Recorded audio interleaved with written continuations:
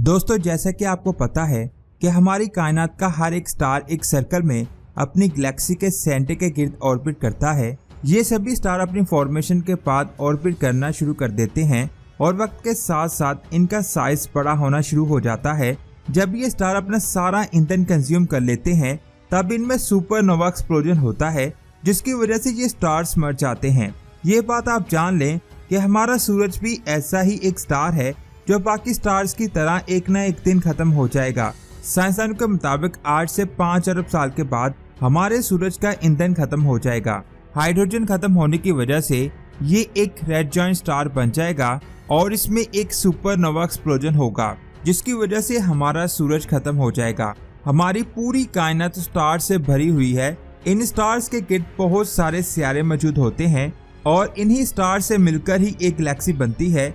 जैसा कि मैंने आपको बताया कि स्टार्स अपना ईंधन कंज्यूम करने के बाद मर जाते हैं, उसी तरह गैलेक्सी भी अपनी लाइफ पूरी करने के बाद मर जाती हैं। जो गैलेक्सीज बहुत ज्यादा स्टार से मिलकर बनती हैं, अगर उन गैलेक्सी में स्टार्स की फॉर्मेशन ना हुई तो वो भी खत्म हो जाएंगी। लेकिन आमतौर पर ऐसा बहुत कम होता है, क्योंकि हर गैलेक्सी में खरबों की तादाद में स्टार्स होते हैं, जिसकी वजह से किसी भी गैलेक्सी का मरना नामुमकिन सा लगता है। लेकिन साइंसदानों का मानना है कि हमारी कायनात में एक ऐसी चीज मौजूद है जो पूरी गैलेक्सी को खत्म कर देती है। साइंसदान पिछले कई सालों से इसके बारे में जानने की कोशिश कर रहे थे और आखिरकार अब उन्होंने उस चीज का पता लगा लिया है। आखिर वो चीज है क्या? ये अमेजिंग और होश उड़ा देने वाली इन्फॉर्मेशन आप जानोगे आज की इस वीडियो में, तो पूरी वीडियो वॉच कीजिएगा। और आप देख रहे हैं स्पेस वर्ल्ड। सबसे पहले बात करते हैं उस चीज की जो हमारी गैलेक्सी को खत्म कर रही है। हमारे सूरज जैसे स्टार्स हमेशा से मौजूद नहीं थे।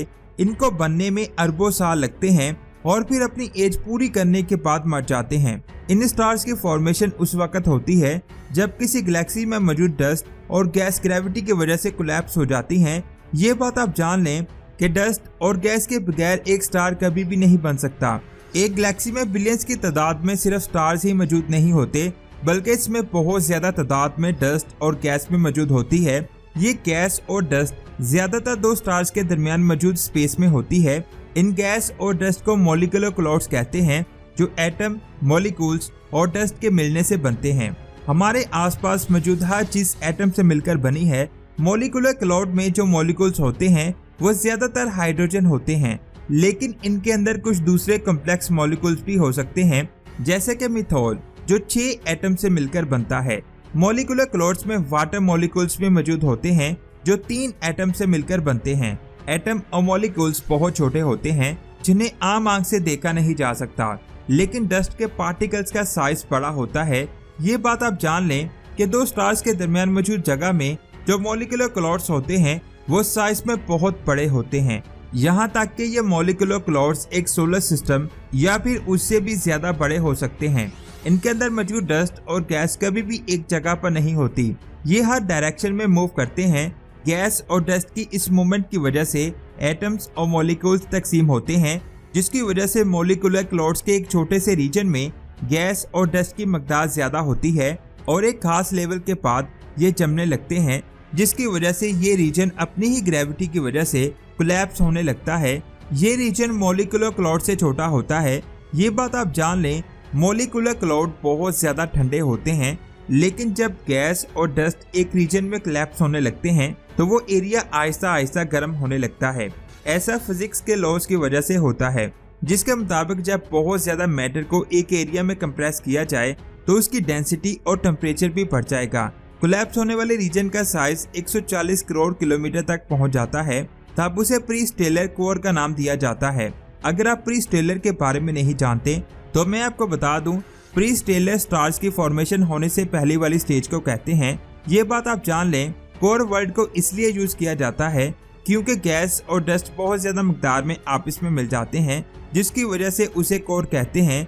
ये प्री स्टेलर कोर बाद में इनर कोर बन जाती है। ये प्री स्टेलर कोर 50,000 साल तक सिकुड़ता रहता है, जिसकी वजह से उसका टेम्परेचर मुसलसल बढ़ता रहता है।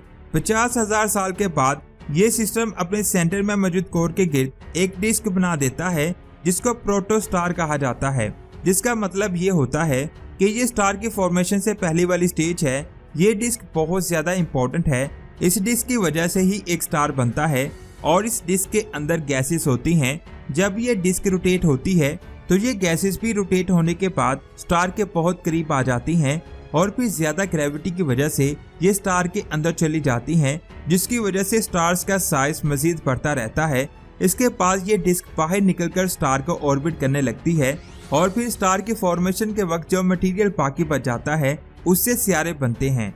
इसके बाद फाइनल सोलर सिस्टम उस वक्त बनता है जब ये डिस्क मुकम्मल तौर पर खत्म हो जाती है और फिर 10 अरब साल तक ये स्टार मुसलसल जलता रहता है और अपने अंदर से रेडिएशन के तौर पर एनर्जी खारिज करता रहता है। इसके बाद जब इस स्टार का फ्यूल खत्म हो जाएगा तो ये स्टार भी खत्म हो जाएगा।